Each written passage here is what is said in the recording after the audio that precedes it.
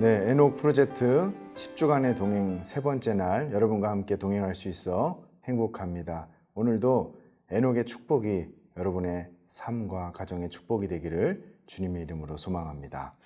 오늘 여호수아 7장에서 9장까지의 성경 통독 본문인데요.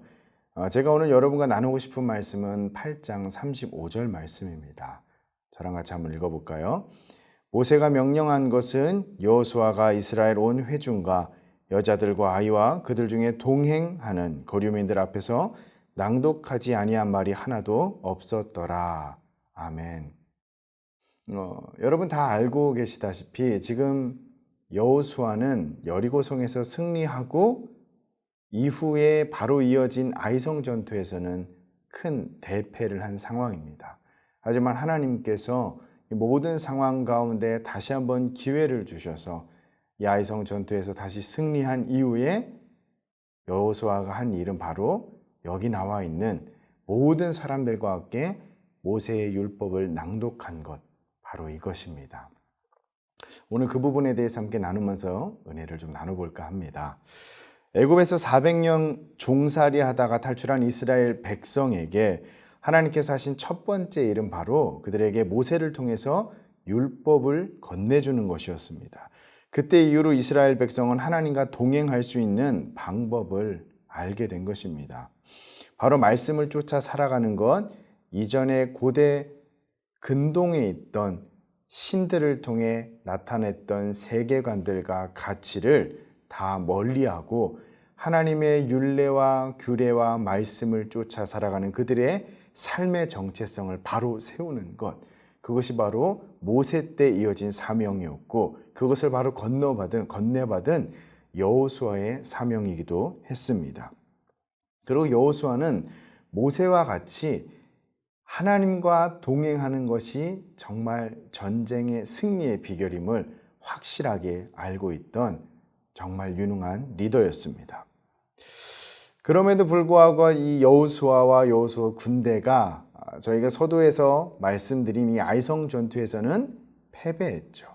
왜냐하면 하나님과 함께한 그 동행에서 잠시 이탈했기 때문입니다.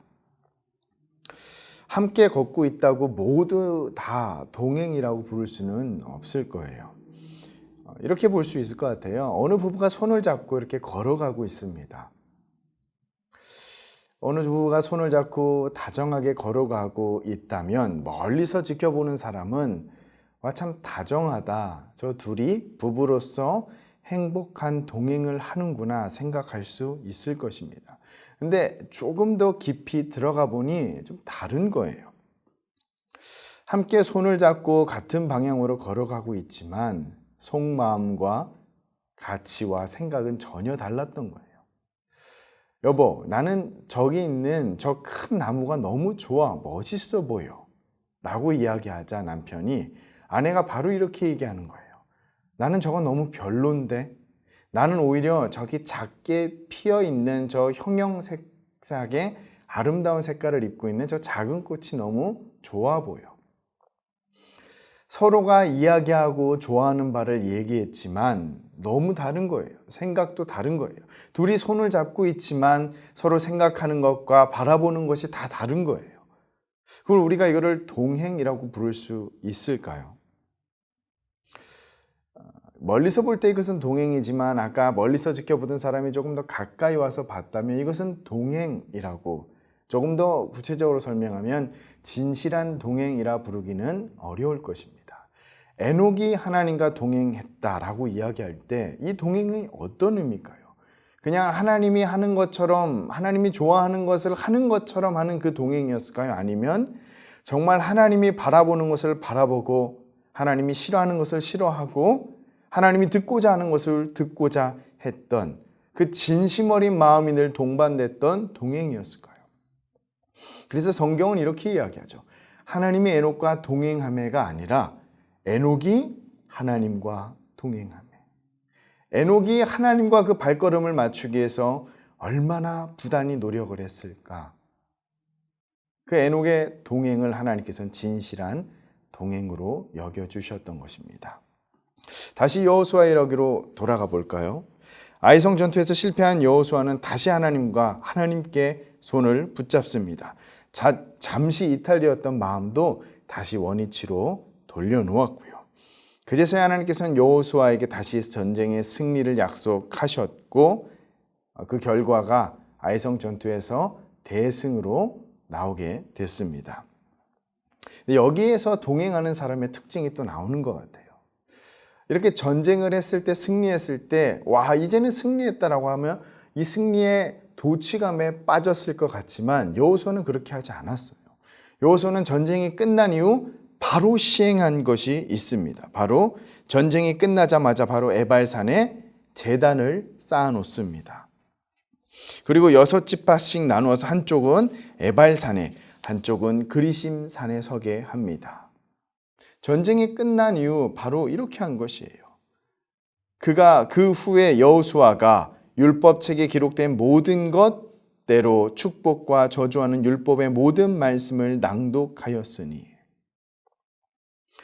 혹여나 또 인생의 갈림길에서 지금 가나안 땅으로 가는 그 갈림길에서 그 여정 가운데서 잘못된 선택을 할까봐 여호수아는 율법책에 기록된 모든 말씀을 동행하는 사람들과 함께 들려주고 낭독하며 마음에 새겨 주었던 것입니다.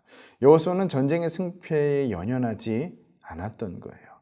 그의 가치가 성공이었다면, 만약 인기였다면 그는 사울과 같이 승리한 전쟁에만 집중했을 것입니다. 하지만 그는 하나님을 기억하고 하나님의 말씀을 다시 마음에 새기며 하나님의 손을 다시 붙잡고 하나님과 함께 걸어가는 그 길을 가장 가치 있게 여겼기에 전쟁의 승리의 그 기쁨을 만끽하는 것도 뒤로 한 채 다시 동행하는 이 사람들과 하나님의 말씀을 나누고 낭독하고 이 마음에 깊이 새겼던 것입니다.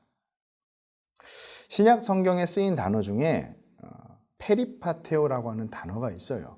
이 단어는 걷다라는 의미를 가진 단어입니다. 그런데 이 말씀이 단순히 걷는다라고 해석되지는 않아요. 골로새서 2장 6절에서 7절까지의 말씀 제가 읽어드리도록 하겠습니다.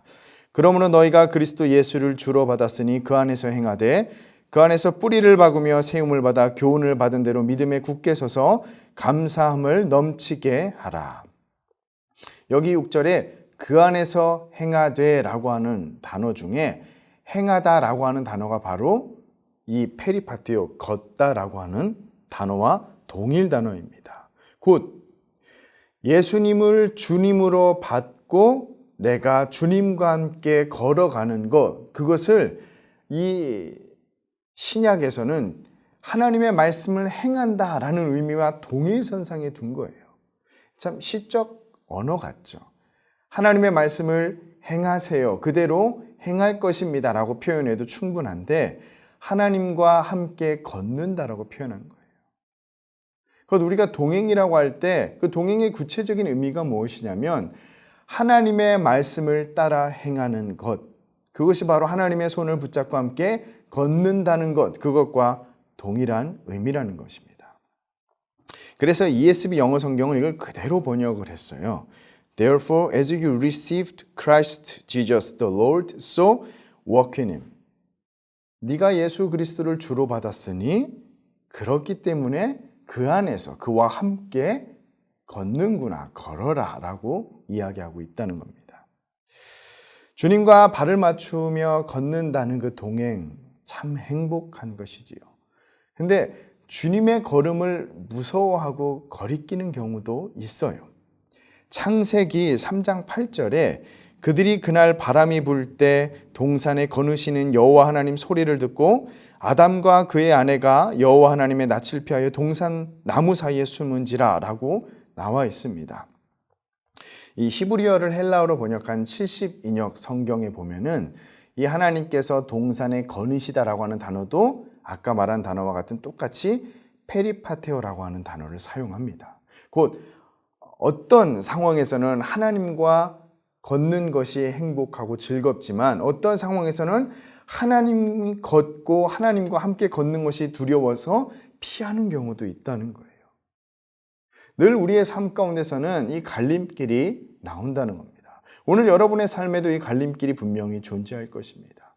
하나는 에발산에, 하나는 그리심산에, 한 길은 에발산에, 한 길은 그리심산에 나 있어서 나는 과연 어떤 길을 선택해야 할 것일까?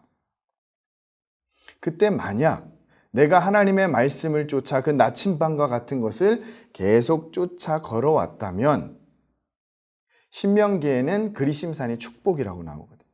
에발산은 저주고요. 여러분은 어디로 가야 될지 분명히 알고 계실 거예요. 아, 축복이 있는 그리심산으로 가자.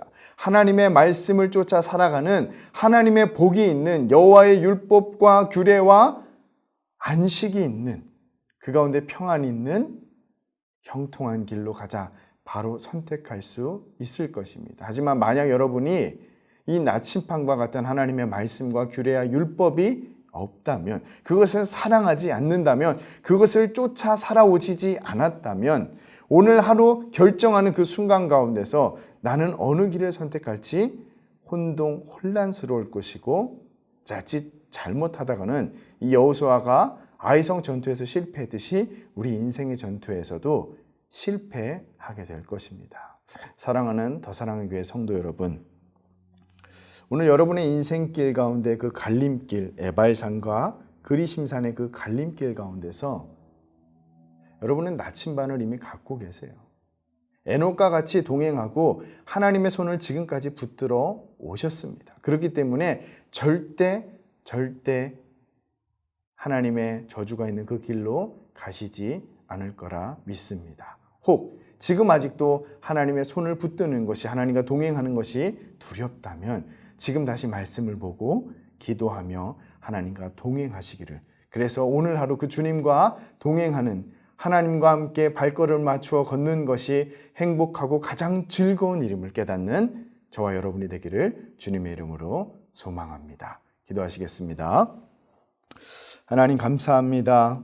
하나님께서 우리 모든 이 영상을 보고 있는 더 사랑의 교회 성도님들에게 주님의 축복을 허락하여 주시옵시고, 그 무엇보다 하나님과 한 걸음 한 걸음 발을 맞추어 가는 그 걸음을 기뻐하며 즐거워하며 그 안에서 나오는 평안을 누릴 수 있는 하루가 되게 도와 주시옵소서.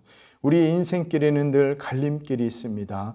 내 욕심을 따라 살아가는 길, 하지만 그 길의 결과는 축복이 아닌 길, 다른 길은 하나님의 말씀을 따라 보이는 길, 때로는 그것이 좁은 길처럼 보이지만 끝내는 하나님의 축복과 능력이 넘치는 길. 우리의 이 갈림길 가운데서 나침반과 같은 하나님의 말씀과 규례와 율례를 마음에 새기며 걸어가게 도와 주시옵시고, 손을 붙들고 붙잡고 걸어가는 그 길 가운데 오늘 하루도 그리심산으로만 행할 수 있는, 그래서 형통과 축복을 누리는 모든 더 사랑의 교회 성도님들이 되게 주님 축복하여 주시옵소서. 오늘 하루도 그렇게 지켜주실 줄을 믿사오며 예수님 이름으로 기도드립니다. 아멘.